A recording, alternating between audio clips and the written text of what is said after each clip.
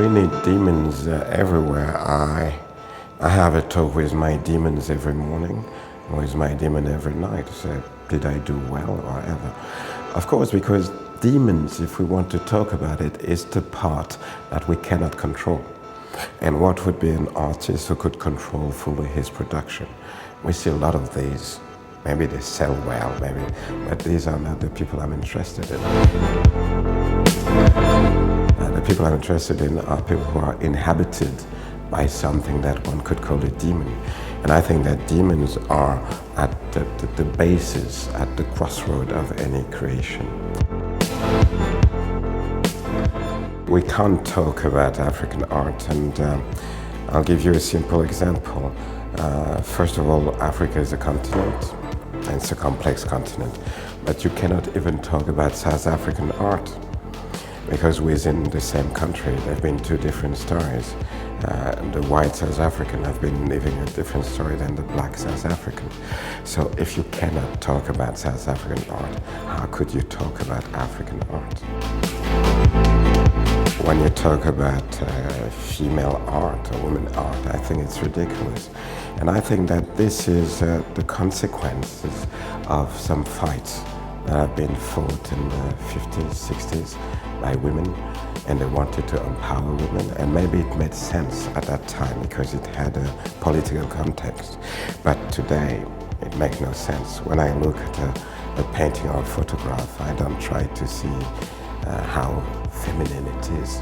It's just whether it's a good image or a bad image.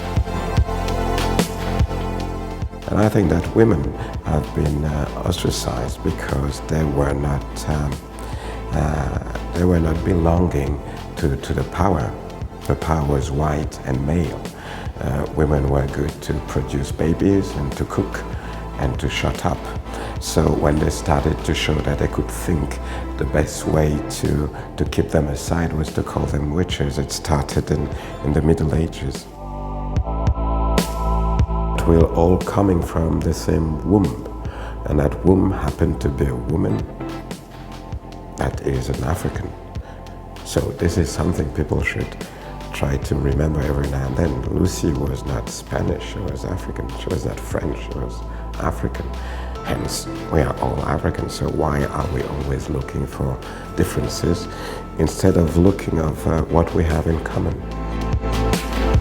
Human beings are so stupid that what they don't know, they tend to demonize it.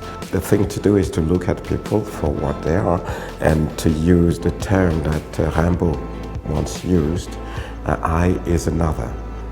From the moment that you know that I is another, because you're the other of any I, you look at things differently. You don't think you can dominate, you don't think you can build a wall to keep the Mexican from the United States. You don't think you can do this and that. There's a lot of stupid things that we wouldn't have to face if people would just remember that when they look at somebody, somebody's looking at them too.